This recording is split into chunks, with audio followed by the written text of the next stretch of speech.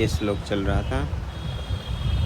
य एको विभाति स्वतः शुद्ध चेतः प्रकाशस्वरूपोऽपि नानेवधीषु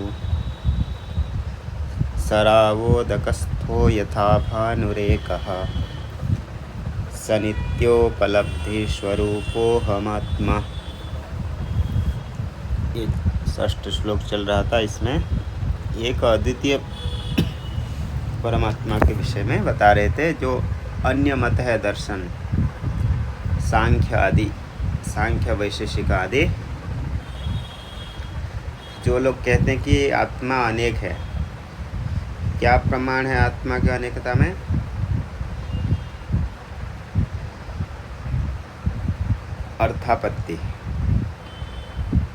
अर्थापत्ति प्रमाण दिए थे। अन्यथा अनुपपत्तिया, सुख दुखादि की व्यवस्था की अन्यथा अनुपपत्ति से आत्मभेद ऐसे मानते हैं। यदि एक आत्मा होगी तो एक के दुखी होने से संसार में सभी व्यक्ति दुखी हो जाएंगे। एक के मृत्यु से सभी की मृत्यु हो जाएगी। इसलिए सूत्र भी बताए थे, कणाद सूत्र था। व्यवस्थातः आत्मानः नाना आत्मानो व्यवस्थातः, आत्मा नाना है व्यवस्था को लेकर के, ऐसे कहते। और सांख्य आदि में भी जनन मरण कर्ण प्रतिनियमात ऐसे करके 17-18वें कारिका में वहाँ पर ईश्वर कृष्ण भी कहे हैं कि व्यवस्था को लेकर के प्रत्येक का कर्ण आदि अलग अलग, इसलिए पुरुष बहुत्वम सिद्धम ऐसे कहे थे। तो उसका निराकरण कहते यह एको विभाति स्वतः शुद्ध चेतः, स्वतः शुद्ध चित्त स्वरूप ये दिखाए थे।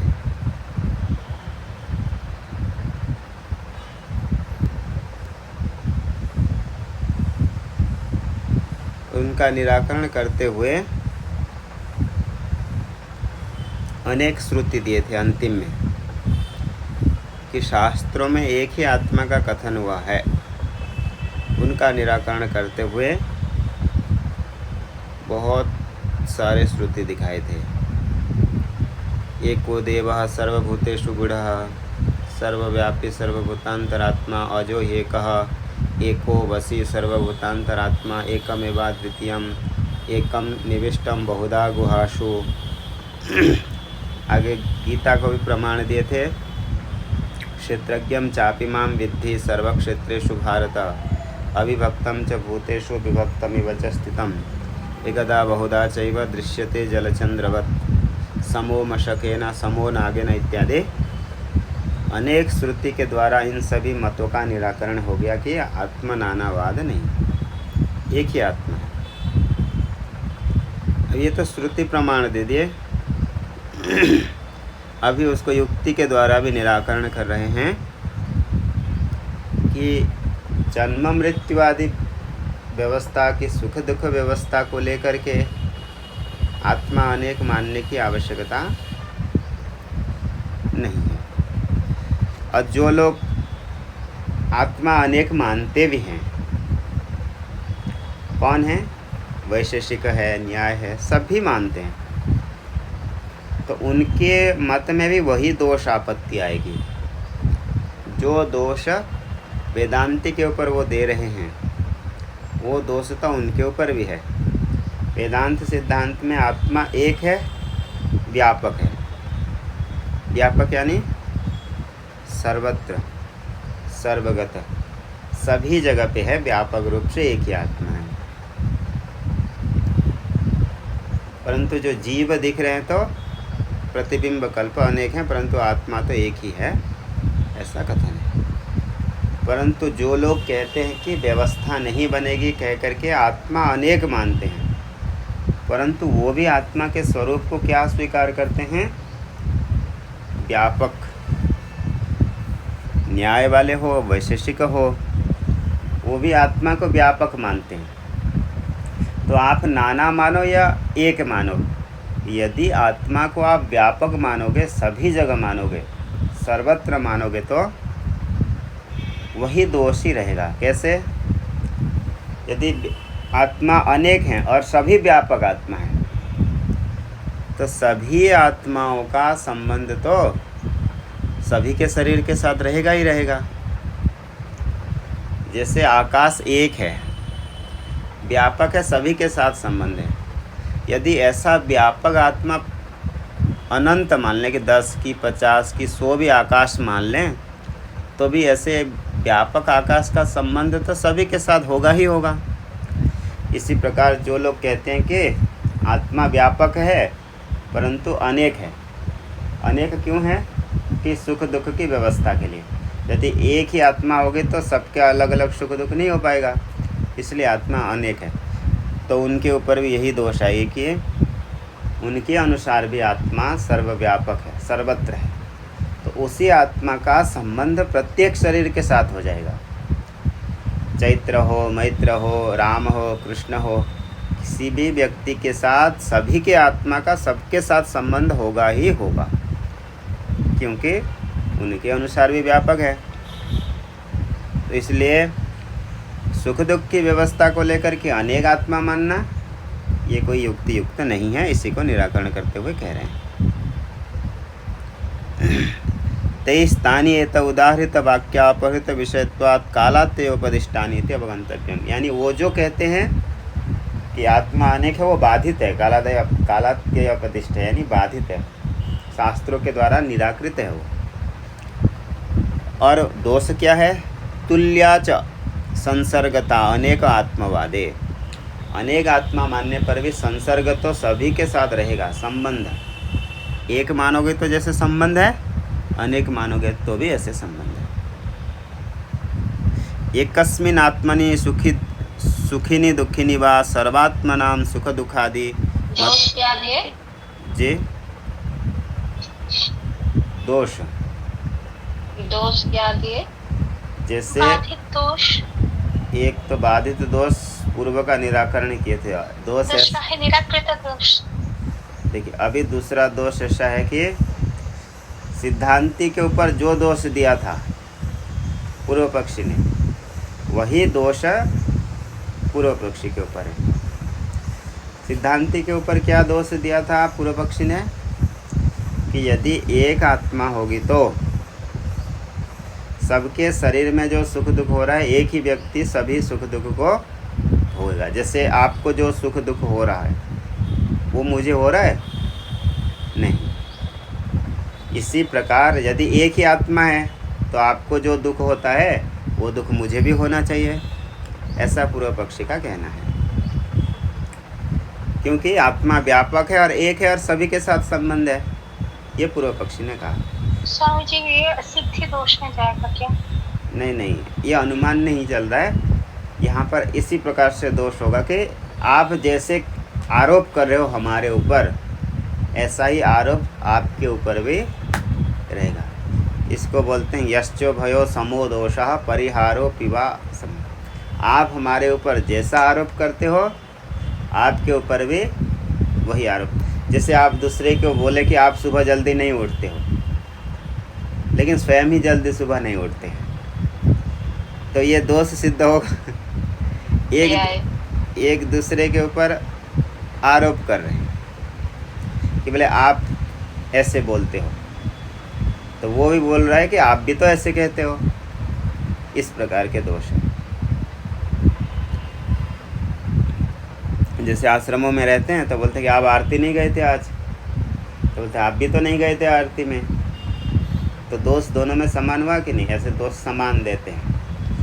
तो इसी प्रकार कहे कि आत्मा व्यापक है, वेदांति भी कहता है। और सांख्य और वैशेषिक कणाद गौतम जी, कणाद महर्षि, कपिल जी, ये सभी क्या मानते हैं? आत्मा को व्यापक मानते हैं। तो व्यास जी भी व्यापक मानते हैं। तो आप व्यास जी के ऊपर, वेदांत के ऊपर दोष दे रहे हैं। कह रहे कि आप आत्मा को व्यापक मानते हो, एक मानते हो, तो एक के सुख दुखी से सभी सुखी दुखी होंगे। तो उनको भी तो कहेंगे कि आप भी तो व्यापक मानते हो, भले आत्मा अलग अलग है, अलग अलग होने पर भी व्यापक होने से तो सभी के साथ संबंध रहेगा ही रहेगा। इसको निराकरण तो नहीं कर सकते। तो आपके ऊपर भी वही दोष है, यानी आपके मत में भी यही दोष होगा कि एक के सुखी दुखी से, एक के दुख से दूसरे का भी संबंध रहेगा ही रहेगा। ये दोष दोनों में समान है।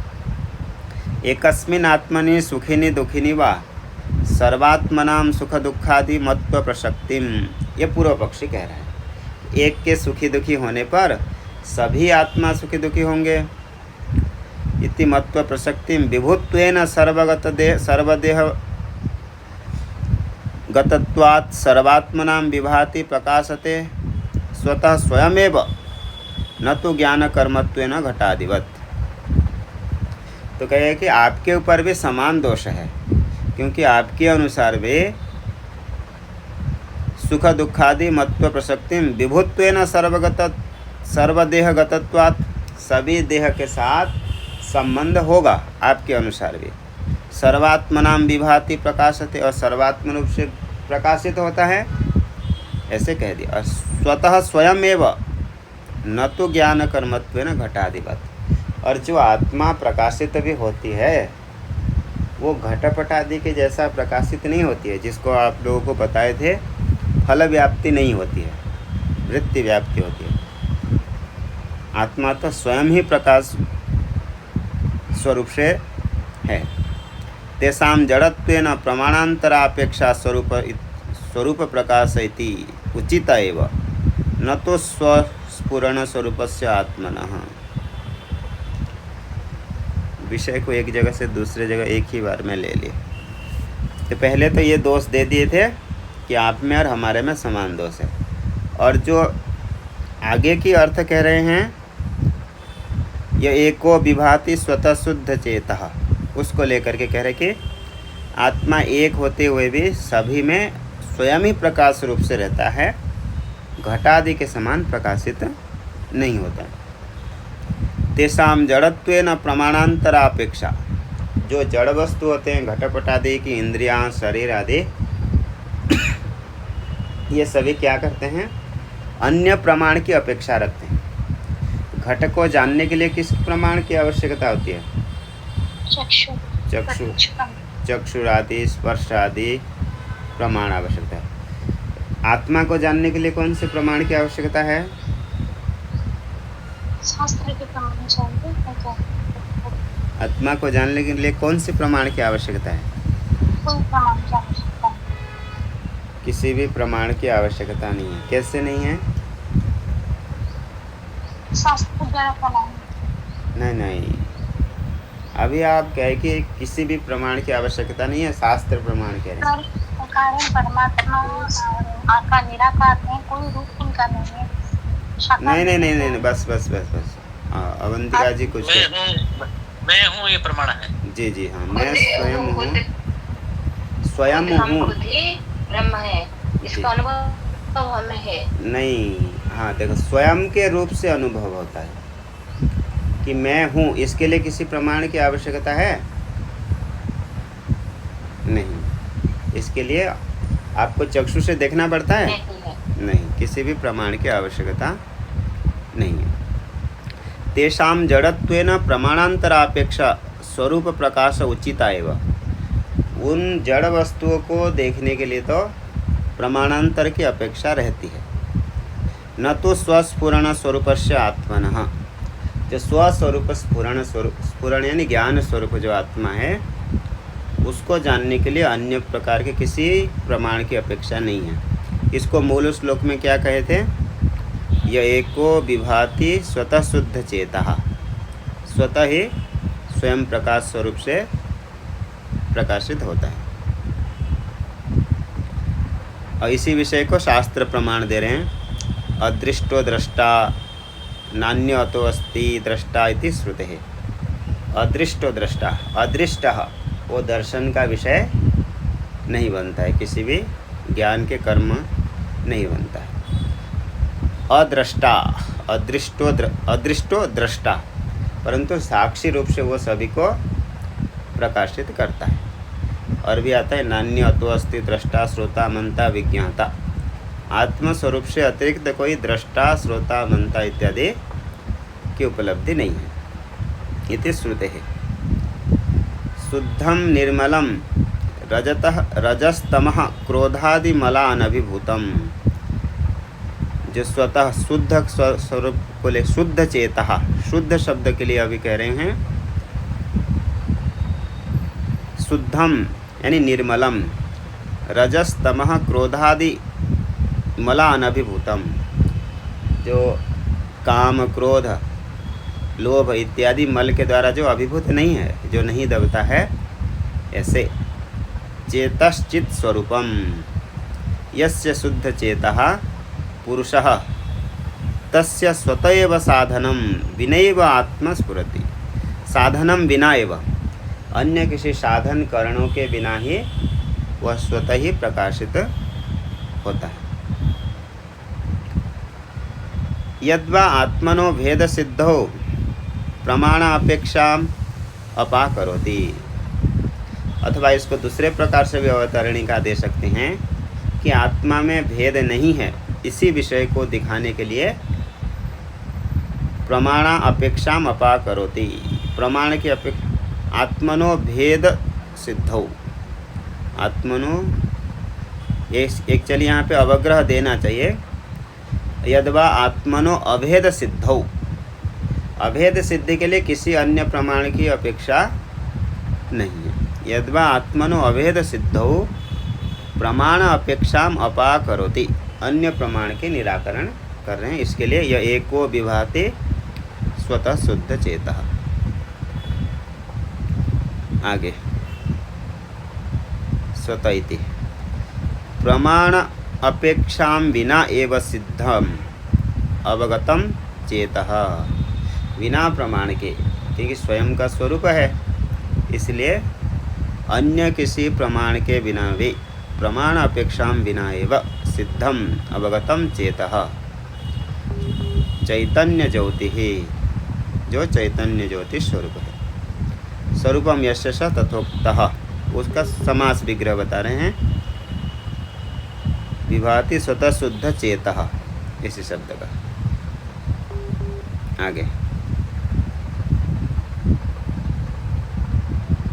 यतो वाचो निवर्तन्ते अप्राप्य मनसा सह इति न तत्र चक्षुर्गच्छति न वाक् गच्छति न मनो न विद्मः न विजानीमः इत्यादि जो वाक्य आते हैं मंत्र, न तत्र चक्षुर्गच्छति, उस परम तत्व को, आत्म तत्व को चक्षु आदि विषय नहीं करते हैं, न वाक् गच्छति, न मनो न मन उसको मनन करता है। यतो वाचो निवर्तन्ते, जिस विषय को लेकर के वाणी प्रवृत्त नहीं होती है, जहाँ से स्वतः निवृत्त हो जाती है, नेति नेति अप्राप्य मनसा इत्यादि प्रमाण विषयत्वम आत्मनः उपपादनम पुरस्तात्। ये पहले से हमने प्रथम श्लोक आदि में बता दिए हैं कि आत्मा इन मन वाणी आदि प्रमाण के विषय नहीं है। अपि शब्द एको पदेन संबध्यते, जो मूल श्लोक में अपि शब्द आया है, यह एको विभाति स्वतः शुद्ध चेतः प्रकाश स्वरूपोपि, जो अपि शब्द आया है, एको अपि, एक होने पर भी उसके साथ ऐसा संबंध है, एक के साथ। एकः पदेन संबध्यते, एक पद के साथ अपि शब्द का अन्वय करना। स्वप्रकाश स्वरूप एको अपि आत्मा, अच्छा स्वयं दे रहे हैं आगे। स्वप्रकाश स्वरूप एको अपि आत्मा अनेकासु धीषु बुद्धिषु प्रतिबिंबताम अवाप्य, आत्मा एक होने पर भी अनेक बुद्धि अंतःकरणों में प्रतिबिंबित होकर के, धीषु बुद्धिषु प्रतिबिंबताम अवाप्य, प्रतिबिंब स्वरूपता को प्राप्त करके, तद्गत सुख दुखादि अनेक उपाधि अधिष्ठानत्वेन नाना इव प्रतिशरीरम भिन्न इव विभाति। पहले भी बता दिए थे, मुखत्वात् पृथक्त्वेन नैवास्ते वस्तु, मुख स्वरूप से प्रतिबिंब का स्वरूप अलग नहीं होता है। तो यहाँ पर कह रहे हैं कि एक ही आत्मा होने पर भी बुद्धि रूपी उपाधि में प्रतिबिंबता को प्राप्त करके प्रतिबिंब भाव से तद्गत सुख दुखादि अनेक उपाधि अधिष्ठान वेन नाना इव प्रति शरीरम, प्रत्येक शरीर में प्रतिभाषित होकर के नाना रूप से दिखता है।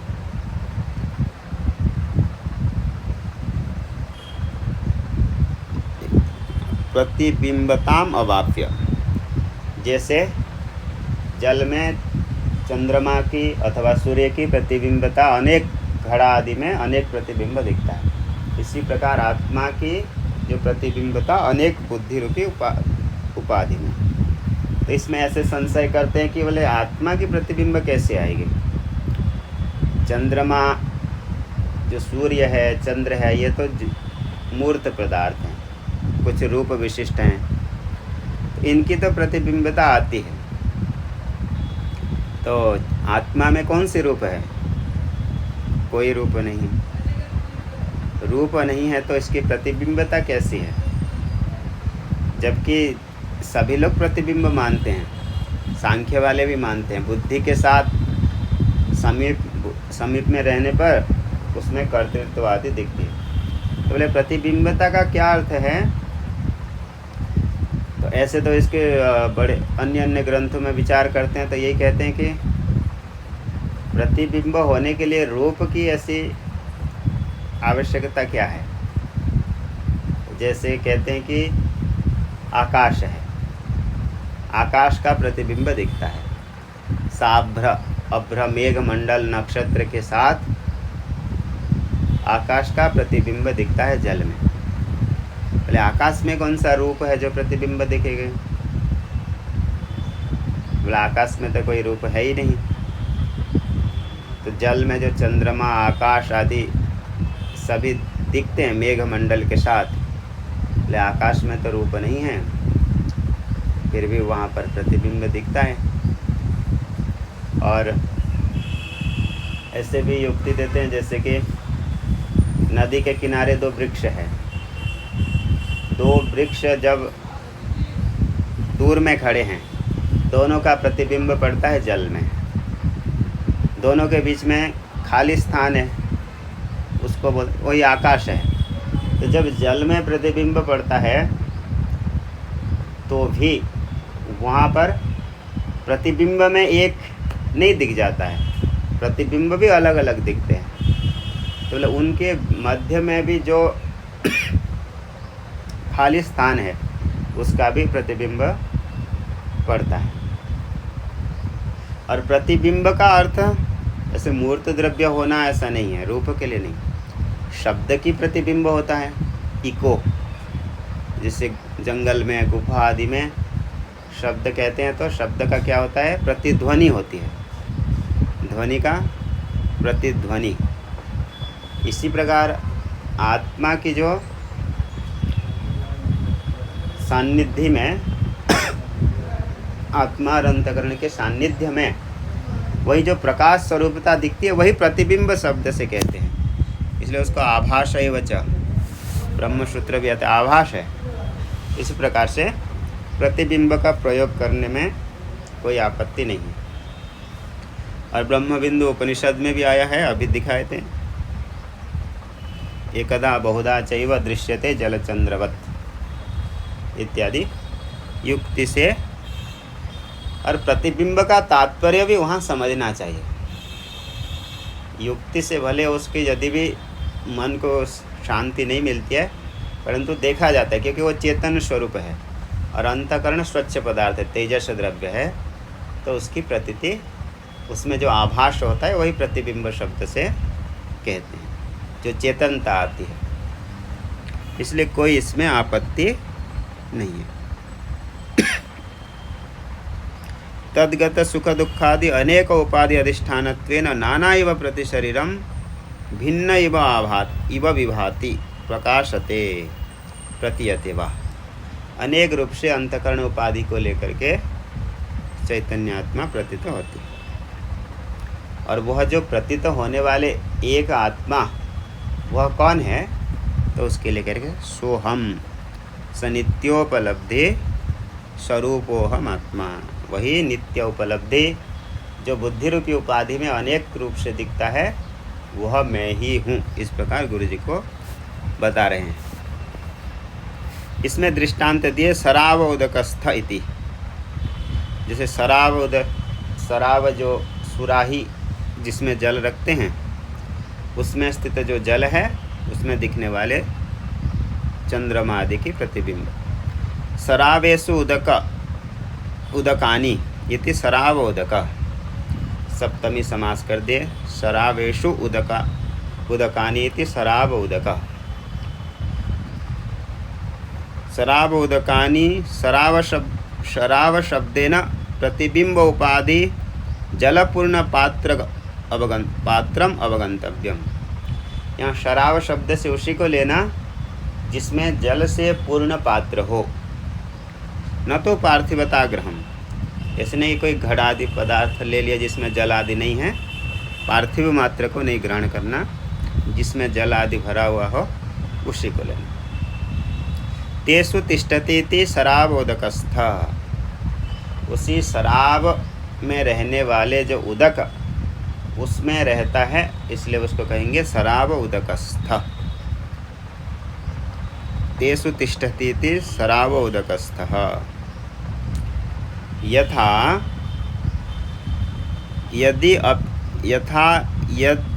यदि अपि एक एव भानुः आदित्यो नाना बहुरूपो निश्चलः चंचलः स्वच्छ मलिनादि भेदेन प्रतिभातीति संबंधः।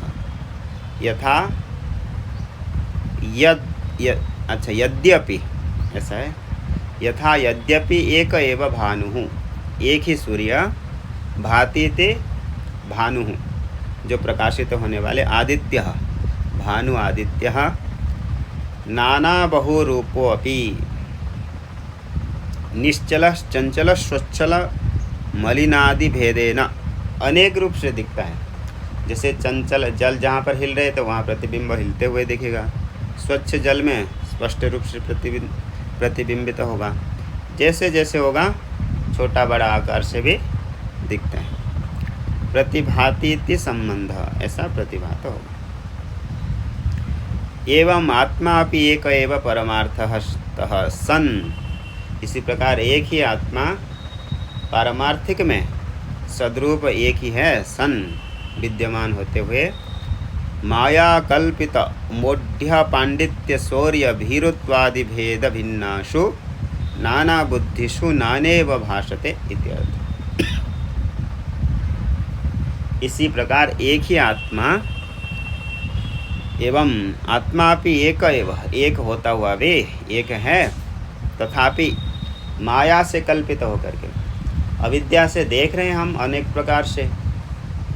इसीलिए जब जिसकी अविद्या नहीं है, जिसको ज्ञान हो गया, उसके लिए तो एक ही परमार्थ स्वरूप है, परंतु जिसकी अविद्या अज्ञान माया का अनुभव हो रहा है, उसी से कल्पित करके कोई मूढ़ व्यक्ति है, उसकी भी आत्मा वही है। पांडित्य है जिसमें पंडित कर्म संजाता इति पांडित्य, जो सद असद विवेक करने वाले हैं। कोई शौर्य सूरवीर हैं, कोई भयभीत होता है, भीरु है, कापुरुष है, इत्यादि भेद भिन्नासु नाना बुद्धिषु, अनेक अंतकरण आदि उपाधि में, तत्त विशिष्ट उपाधियों में, नाना इव भाषते, अनेक प्रकार से प्रतिभाषित होता है, परंतु वास्तव में तो वो एक ही है। फिर भगवान क्या कहते हैं, समोहम सर्वभूतेषु, नहीं, आत्मौपम्येन सर्वत्र समम पश्यति योर्जुन, सुखम वा यदि वा दुखम सयोगे परमो मतः। आत्मौपम्येन, आत्मा उपमा यस्य, ये न, अथवा आत्मा को उपमा लेकर के सर्वत्र एक ही आत्म रूप से, यो पश्यति अर्जुन, जो ऐसे देखता है, सयोगी परमो मतः, वही श्रेष्ठ हैं। तो सर्वत्र एक ही आत्मबुद्धि से, सुनी चैव स्वपाके च पंडिता समदर्शिनः, स्वयं ही परमात्मा उसी रूप से सर्वत्र विद्यमान रहते हैं।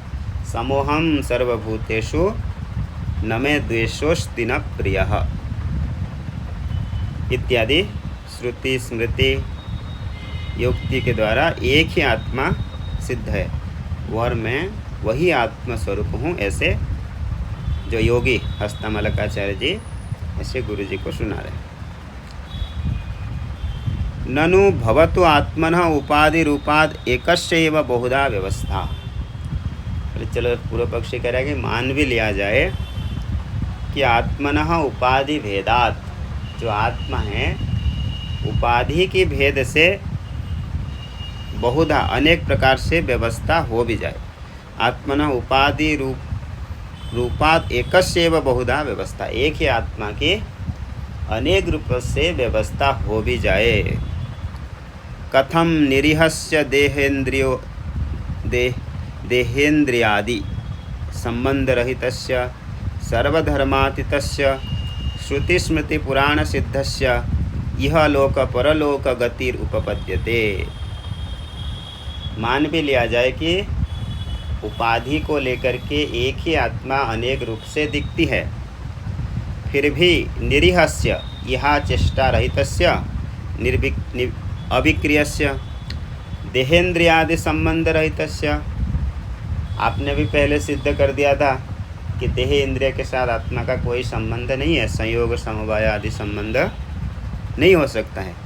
ऐसे जो आत्मा है निरीहस्य देहेन्द्रियादि संबंध रहितस्य, देह इंद्रिय के साथ जिसका कोई संबंध है ही नहीं, सर्वधर्मातीतस्य सभी प्रकार के धर्म, सुख दुख आदि अहंकार आदि सभी प्रकार के धर्म से जो रहित है, अतीतस्य श्रुति स्मृति पुराण सिद्धस्य, श्रुति स्मृति पुराण आदि से सिद्ध जो व्यापक और जो आत्मा महान, यह लोक परलोक गति रूपपद्यते, उस आत्मा की इसी लोक परलोक आदि की गति कैसे संभव है?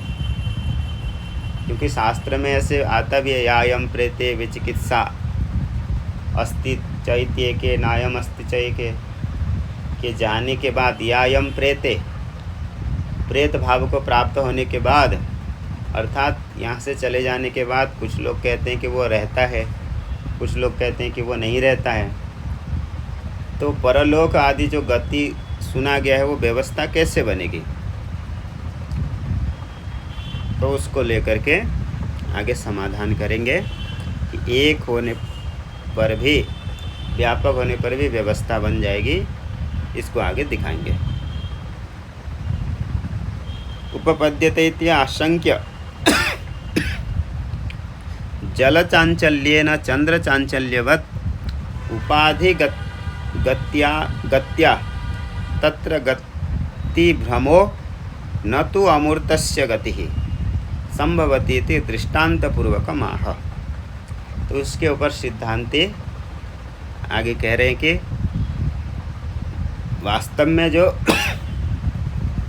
अमूर्त पदार्थ है परमात्मा आत्मस्वरूप, उसमें गति नहीं हो सकती है, फिर भी जल चांचल्य ना, जैसे जल की चंचलता को लेकर के सूर्य भी हिल रहा है, ऐसे प्रतिबिंब हिलते हैं, तो उसको भी हम ऐसे कहते हैं कि उसमें कंपन हो रहा है।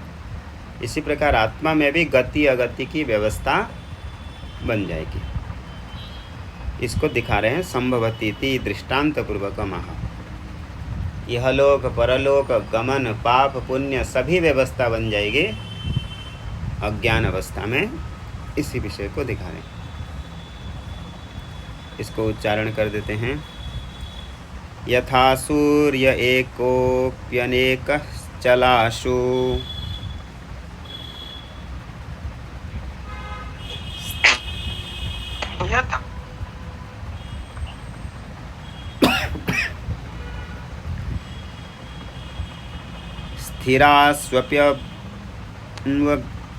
स्थिरास्वप्यन्वविभाव्य स्वरूपः। इसमें थोड़े से दूसरा पुस्तक देखना पड़ेगा। जलासु प्रतिभिन्नासुधिषु एको, इसमें थोड़ा सा मिला के दिए हैं, दूसरे पुस्तक में देख के वो इसमें अलग अलग दिया। हस्तामलकता गई।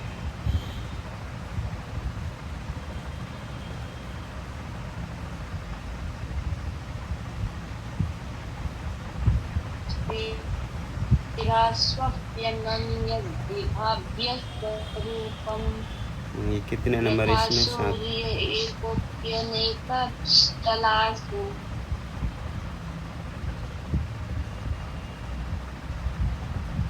इसमें है दूसरे वाले में ये 11 नंबर श्लोक है, इसमें 7वें श्लोक। यथा सूर्य एकोप्यनेकश्चलाशु स्थिरा स्वप्यनन्य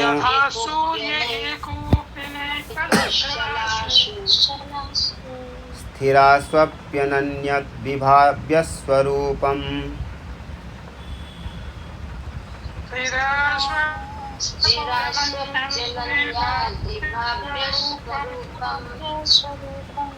चलासु चलासु प्रभिन्नासु धिस्वेबमेकः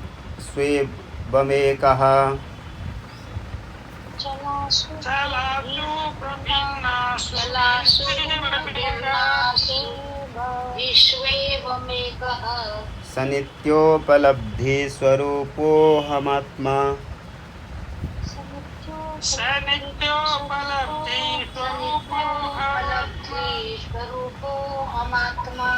यथा सूर्य एकोप्यनेकश्चलासु स्थिरा स्वप्यन्यद्विभाव्यस्वरूपम्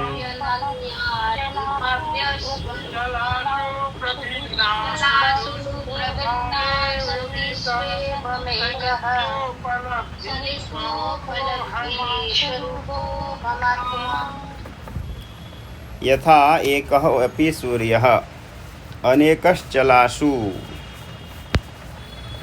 स्थिरास्वपि, अलग अलग थोड़ी सी पाठ भी अन्यत विभाव्य स्वरूपम, इसमें जिसमें पढ़ा रहे हैं उसमें अलग है थोड़ा सा, सु अपि अवन्वग दिया है, इसलिए दूसरे वाले में देख लेना। विभाव्य वहाँ द भी छूट गया है 7वें श्लोक में, थोड़ा इसको सुधारना पड़ेगा। यथा सूर्यः एको अपि अनेकश्चलासु स्थिरासु अपि अनन्यत विभाव्य स्वरूपम, जैसे सूर्य है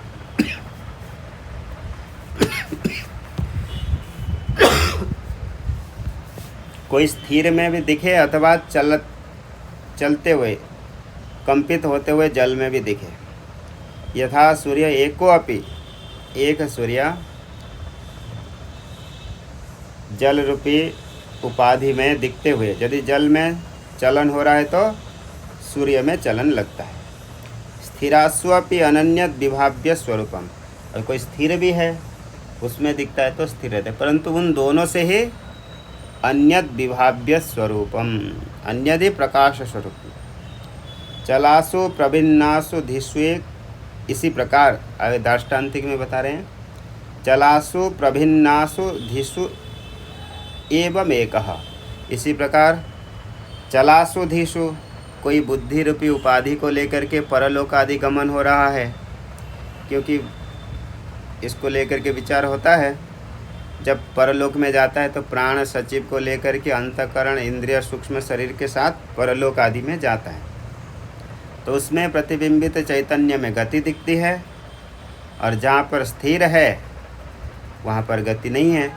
इसी प्रकार चलासु प्रभिन्नासु धिसु एवं एकः, वही एक ही चैतन्य है, चाहे गति हो रही हो अथवा गति नहीं भी हो रही हो, दोनों में तो चैतन्य एक ही है, और वह सनित्योपलब्धि स्वरूपोहमात्मा, वह नित्य उपलब्धि स्वरूपात्मा मैं हूँ। इसकी टीका की व्याख्या कल करेंगे, आज तो समय हो गया।